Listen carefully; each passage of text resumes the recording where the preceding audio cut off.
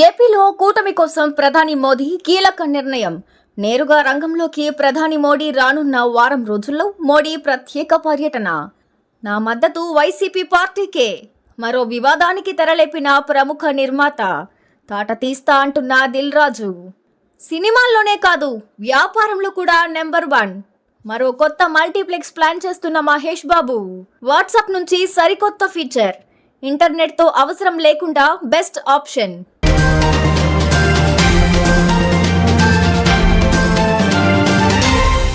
ఏపీలో ఎన్నికల పోరు కీలక దశకు చేరింది. 3 పార్టీల కూటమి వర్సెస్ వైసీపీ మధ్య ప్రధాన పోరు కొనసాగుతోంది. ఇప్పటికే ప్రధాన పార్టీల అధినేతలు ప్రచార హోరు కొనసాగిస్తున్నారు. ఈ సమయంలోనే ప్రధాని మోదీ మరోసారి ఏపీలో ఎన్నికల ప్రచారం కోసం రానున్నారు. ఈ మేరకు పార్టీ నేతలకు సమాచారం అందింది. ఏపీలో ప్రజానాడిపై ఆరా తీసిన ప్రధాని 2 రోజులు ప్రచారానికి నిర్ణయించారు. తెలుగు రాష్ట్రాల్లో ఎన్నికల ప్రచారం తారాస్థాయికి చేరుకుంది. ప్రధాని మోదీ తెలంగాణలో బీజేపీ మెజార్టీ సీట్లు దక్కించుకోవడమే లక్ష్యంగా అడుగులు వేస్తున్నారు. అందులో భాగంగా ఈ నెల 30వ తేదీతో పాటు వచ్చే నెల 3, 4వ తేదీల్లో ప్రధాని నరేంద్ర మోదీ తెలంగాణలో పర్యటించనున్నారు. 30వ తేదీన హైదరాబాద్లో వివిధ రంగాల్లో ప్రముఖులతో మోదీ సమావేశమవుతారు.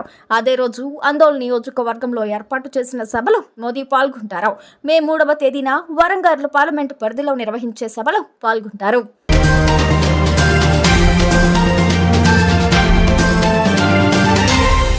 ప్రముఖ నిర్మాత దిల్ రాజు వైసీపీకి మద్దతుగా నిలిచారు. ఆయన వచ్చే ఎన్నికల్లో వైసీపీ అభ్యర్థిని గెలిపించాలని కోరారు. దీనికి సంబంధించిన ఆయన ఓ వీడియోను కూడా వదిలారు. దీనిపై పూర్తి వివరాల్లోకి వెళ్తే తెలుగు ఇండస్ట్రీలో దిల్ రాజుకు మంచి గుర్తింపు ఉంది. డిస్ట్రిబ్యూటర్గా కెరీర్ ప్రారంభించిన దిల్ రాజు తర్వాత నిర్మాతగా మారారు. తొలి సినిమానే తన ఇంటి పేరుగా మార్చుకున్నారు ఆయన.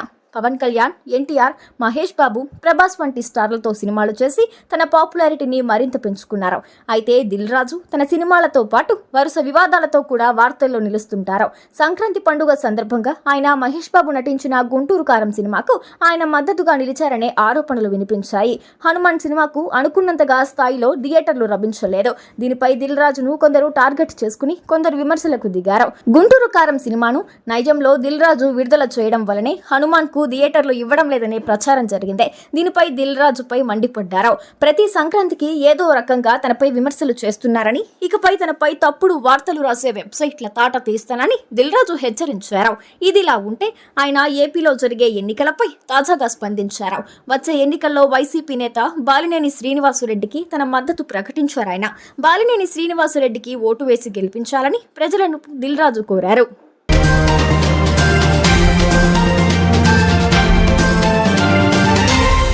టాలీవుడ్ స్టార్ హీరోలు మల్టీప్లెక్స్ థియేటర్ బిజినెస్ లోకి ఎంటర్ అవుతున్న విషయం తెలిసిందే. ఇప్పటికే అగ్ర హీరోలు మహేష్ బాబు, విజయ్ దేవరకొండ, అల్లు అర్జున్లు మల్టీప్లెక్స్ థియేటర్ బిజినెస్ లోకి ఎంటర్ అవ్వగా తాజాగా రవితేజ కూడా మల్టీప్లెక్స్ బిజినెస్ లోకి అడుగు పెట్టబోతున్నారు. ఈ మాస్ హీరో ఏషియన్ సంస్థతో కలిసి ఏఆర్టీ సినిమాస్ అనే మల్టీప్లెక్స్ కట్టబోతున్నట్లు సమాచారం. ఇదిలా ఉంటే సూపర్ స్టార్ మహేష్ బాబు కొత్తగా మరో మల్టీప్లెక్స్ ప్లాన్ చేస్తున్నాడు. ఈ మల్టీప్లెక్స్ థియేటర్ బిజినెస్ లోకి ఇంతకుముందు మహేష్ బాబుతో పాటు విజయ్ దేవరకొండ, అల్లు అర్జున్లు ఎంట్రీ ఇచ్చారు. రౌడీ హీరో విజయ్ దేవరకొండ మహబూబ్ నగర్ లో ఏవిడి సినిమాస్ అనే పేరుతో మల్టీప్లెక్స్ స్థాపించి సక్సెస్ అయ్యాడు. వీరిద్దరి తరువాత అల్లు అర్జున్ కూడా ఏఏఏ సినిమాస్ అని హైదరాబాద్ అమీర్పేటలో మల్టీప్లెక్స్ ప్రారంభించాడు. ఇక మాస్ హీరో రవితేజ ఏషియన్ సంస్థతో కలిసి ఏఆర్టీ సినిమాస్ నిర్మిస్తుండగా ఇది హైదరాబాద్ దిల్సుఖ్ నగర్ లోని వెంకటాద్రి థియేటర్ ను కూల్చి మల్టీప్లెక్స్ గా కడుతున్నట్లు టాక్ నడుస్తోంది. ఇందులో మొత్తం 5 స్క్రీన్లు ఉండనున్నట్లు టాక్.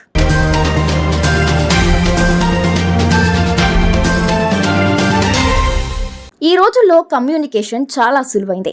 టెక్నాలజీ పెరగడం, వాట్సాప్ లాంటి కమ్యూనికేషన్ యాప్స్ అందుబాటులోకి రావడంతో ఎంత దూరంలో ఉన్నా కూడా ఒకరినొకరు ఈజీగా కనెక్ట్ అవుతున్నారు. పైగా వాట్సాప్ ఎప్పటికప్పుడు సరికొత్త ఫీచర్స్ అందుబాటులోకి తీసుకొస్తోంది. ఈ క్రమంలోనే ప్రస్తుతం ఓ కొత్త ఫీచర్ని సిద్ధం చేసినట్లు తెలుస్తోంది. ఇంటర్నెట్ లేకుండానే ఫోటోలు, వీడియోలు, డాక్యుమెంట్స్ వంటి మీడియా ఫైల్స్ షేర్ చేసుకునేలా డెవలప్మెంట్ చేస్తున్నారట. ఇక ముందు నెట్వర్క్తో సంబంధం లేకుండా వాట్సాప్ ద్వారా ఇతరులకు డాక్యుమెంట్లు షేర్ చేసుకునే ఫీచర్ అందుబాటులోకి తీసుకొస్తున్నారట. వీబీటా ఇన్ఫో ప్రకారం ఈ వాట్సాప్ కొత్త ఫీచర్ షేర్ ఇట్, బ్లూటూత్ లాంటి ఎనేబుల్డ్ యాప్స్ లాగానే పనిచేస్తుంది. ప్రస్తుతం ఈ ఫీచర్ ప్రయోగాత్మకంగా బీటా యూజర్లు పరీక్షిస్తున్నారు. త్వరలో వాట్సాప్ యూజర్లందరికీ వినియోగంలోకి రానుంది.